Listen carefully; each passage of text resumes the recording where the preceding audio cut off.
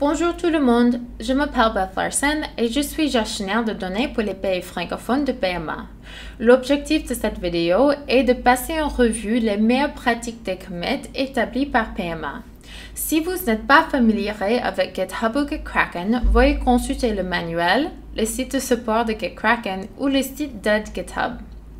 Dans une vidéo précédente, on vous a montré comment faire des commits en utilisant GitKraken et les différents éléments de commit, les changements et le contenu de commit, le résumé du commit, la description du commit et les différentes branches où les commits peuvent être faits dans un repository. Le premier élément des standards de commit de PMA est la branche dans laquelle vous devez effectuer un commit. La toute première règle qui a été discutée sur plusieurs vidéos est que les commits ne doivent pas être faits dans la branch master. Comme vous pouvez le voir dans cette repository, la branch master est checked out, ce qui signifie que nous ne devons pas aller dans le working directory et éditer ce fichier car ces commits seraient faits dans la branch master. Donc, s'il est temps pour vous de mettre à jour un fichier, vous devez décider du type de branche dans laquelle il doit se rendre. Et fondamentalement, la question que vous devriez vous poser est la suivante. S'agit-il d'un changement pertinent pour chaque vague de collecte de données à venir ou ce changement n'est-il vraiment pertinent que pour cette vague? Si la modification n'est pertinente que pour la vague en cours, vous validez ces modifications dans la branche de la vague ici.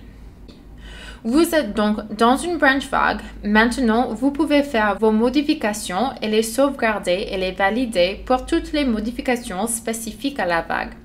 Mais si vous travaillez sur quelque chose qui était une mise à jour de master et qui devrait être utilisé pour toutes les vagues à venir, vous mettriez ces changements dans une branche de mise à jour de do-file. Comme ça, par exemple, et vous nommeriez la branch en conséquence. Donc, pour réitérer, pas de commit au master. Les commits qui sont pertinents pour toutes les futures vagues doivent être faits dans une branche de mise à jour de do-file et les commits qui ne sont pertinents que pour une vague en cours vont dans la branch vague. L'élément suivant des meilleures pratiques des commits est le moment où vous effectuez le commit. Il serait assez fastidieux d'avoir à faire un commit à chaque fois que vous sauvegardez vos do-files.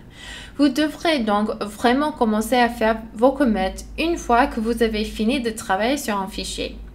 Ainsi, une fois que vous avez sauvegardé tous les changements que vous êtes intéressé à faire, vous pouvez revenir à GitKraken et effectuer tous vos commits individuels en utilisant les différentes méthodes de staging qui ont été montrées dans la vidéo précédente.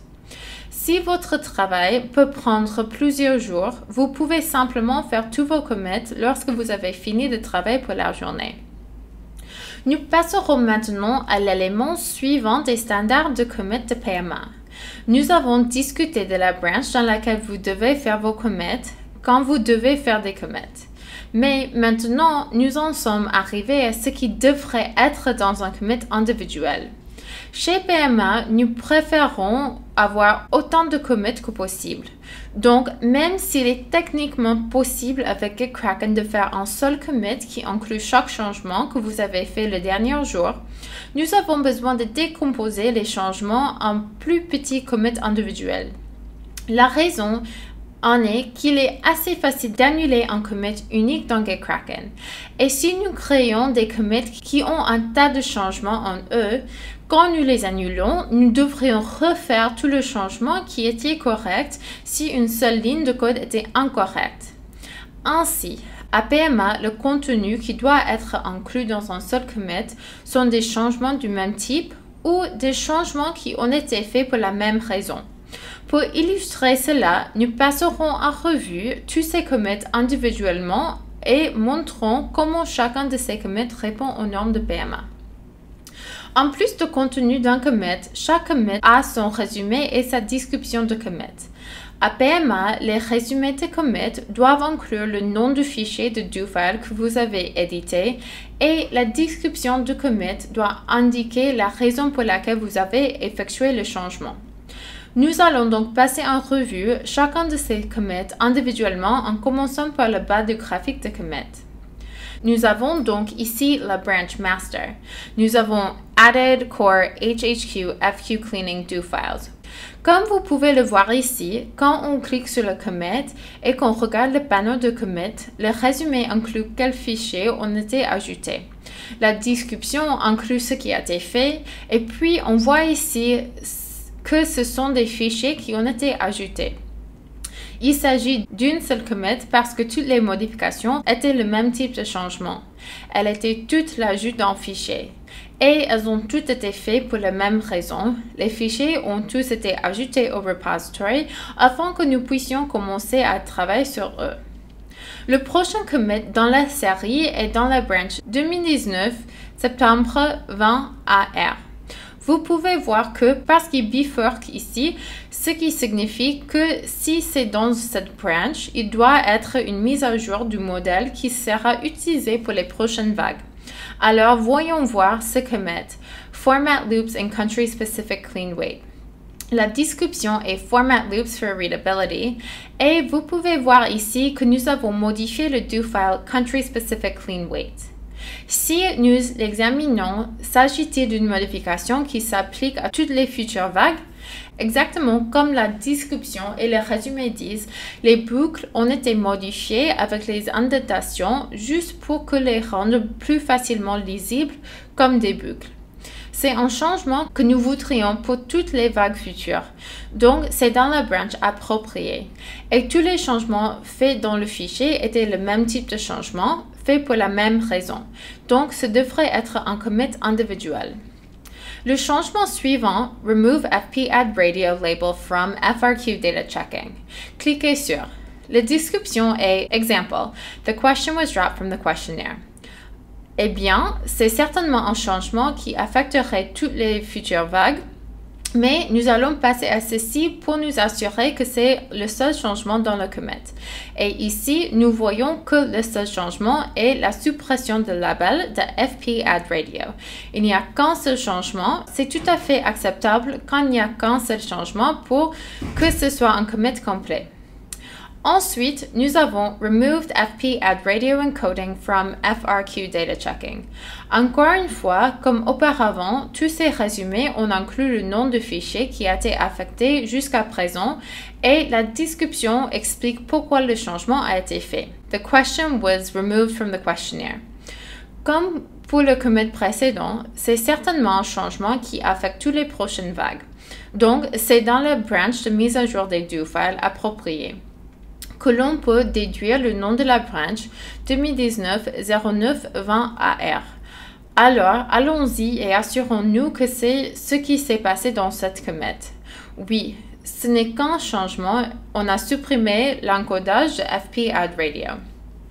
Maintenant, ces noms peuvent être un peu flexibles.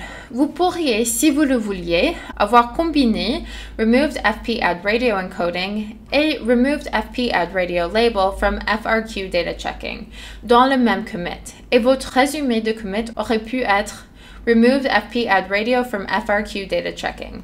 Et gardez la même description car ces changements ont été effectués pour la même raison sur le même fichier. Passons au prochain commit. Nous sommes dans une branch différente. Maintenant, c'est la branch de la première vague. Même s'il semble qu'il s'agit d'une continuation de la branch principale, puisque la branch est ici et que la première vague est ici au sommet, nous savons que c'est la branch de la première vague. Alors donc, check out la première branch. Il s'agit d'une direction générale pour la collecte de données, de sorte que les commits de cette direction générale ne devraient être pertinents que pour une seule vague de collecte de données. Commençons ici par Updated Macros in Parent File. La description est Updated Macros for US Round 1. Allons vérifier. Comme vous pouvez le voir ici, les seuls changements qui ont été faits lorsque les macros ont été modifiés, donc même si plusieurs macros ont été affectés, elles sont toutes du même type de mise à jour, une mise à jour des macros. Et elles sont toutes faites pour la même raison, une nouvelle vague de collecte de données commence. Et enfin, nous avons à mise à jour Cleaning by RE Female. La mise à jour des fichiers Cleaning by RE sera toujours un seul commit à la fin de la journée, lorsque vous travaillerez sur eux. Ce sont les seuls commits qui définissent les autres normes de commits que nous avons établies pour le PMA. Dans une future vidéo, nous expliquerons exactement comment mettre à jour les fichiers Cleaning by RE, puisqu'il s'agit d'un des fichiers les plus importants dans le processus de PMA. Donc, pour récapituler les meilleures pratiques des commits, vous devez toujours vous assurer que vous travaillez dans la bonne branch. Puis, lorsque vous effectuez un commit dans une branch, vous devez toujours vous assurer que le contenu d'un commit est du même type ou fait pour la même raison, et que la raison des commits inclut le nom du fichier et que la description du commit inclut la raison pour laquelle vous faites le changement. Et c'est tout pour comment créer des commits. Merci de regarder nos autres vidéos et merci d'avoir regardé celle-ci.